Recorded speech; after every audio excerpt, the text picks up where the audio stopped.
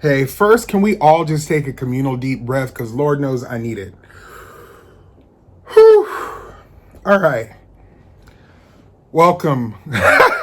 Wherever you are in the world right now, I hope you feel safe and loved. Now, let's talk about the haters, shall we? I know what you're thinking. Why waste any time on that? Listen, it's simple because we have work to do, and hate is one of those things that so easily disguises itself, and before you know it, it becomes a distraction. And from that distraction, you can quickly find yourself, tell me if this sounds like you, invested in the unnecessary, angry, exhausted, discouraged, and most importantly, you can find yourself so far off from the things that actually matter. Recently, I posted something about Jacob Blake.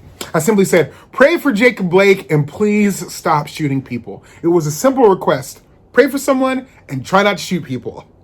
I didn't think that was too much to ask, and someone replied, Tyler, you have no empathy for Jacob's victims, and I can't be associated with you or what you're about. Yo, listen, I lost it. I started writing her back in direct message, detailed of all the things that she may have taken out of context, hoping that she would have heard my heart clearly and that she would hear my heart on the subject and blah, blah, blah. And I was on my Shakespeare stuff. And 2 hours later, I finally finished my masterpiece. I pressed send, and I knew that what I had written was going to change her life. Here's the deal. I'm 99% sure I spent 2 hours writing to a bot. To nobody. It got me thinking, what else could I have been doing with those 2 hours? Instead of trying to justify what I knew in my heart was pure and right, to someone who had already decided that they were going to draw a conclusion completely unrelated from my original intent. I could have been using my time on something, anything that actually had an inkling of an opportunity to bear actual fruit. Now, hear me. I know that was a minor example of all the hate that is out there online right now, and it's just a minute example of some of the craziness that you see shared every single day.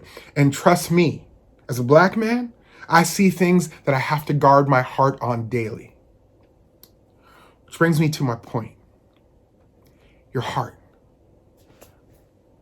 How is your heart? I ask because some of you that are watching this, you have taken on the task of responding and taking on battles of folks that will never be in the people group that are my people.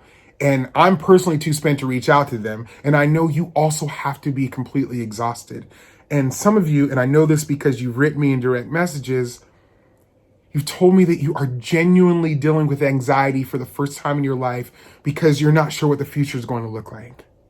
And then some of you, and I've been right there with you as well, just want to give up. Don't. We can't change everything, especially all at once.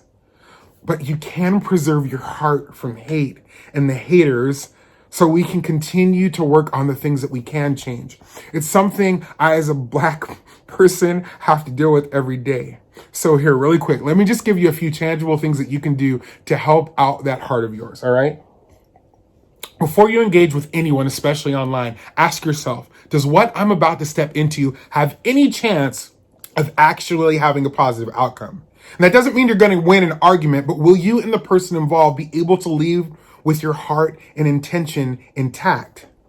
Think about it in your life. Anytime you've ever had an incredible shift in who you were as a person, how did you get there? And was it ever because someone won an argument with you online? Maybe. Next, consider who you're engaging. If you know you were scrolling past someone whose only intent is to be super duper racisty and they have all the intentions on staying that way, do you really need to give any of your heart to them in this forum?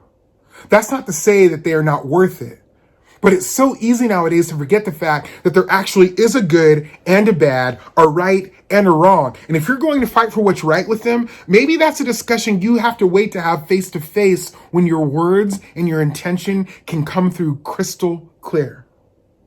And finally, is this where your heart and your energy is going to be best used?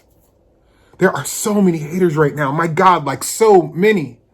But you and all of your incredible you-ness, you are needed right now more in this moment than ever. Maybe the energy you spent chewing out someone online because you know you're right could be better used in your district. explaining and inspiring young people as to why it's so important to vote right now.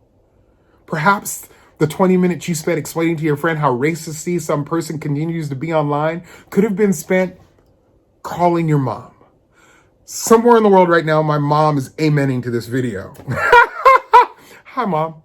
But seriously, your heart matters, and what you choose to do with it is the difference between fueling pointless, meaningless hate and igniting real, tangible, loving change.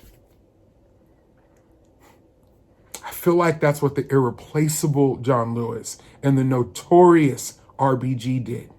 By God, did they fight. But they had the wisdom to know exactly where to throw the punches. I love you, friends. Be safe.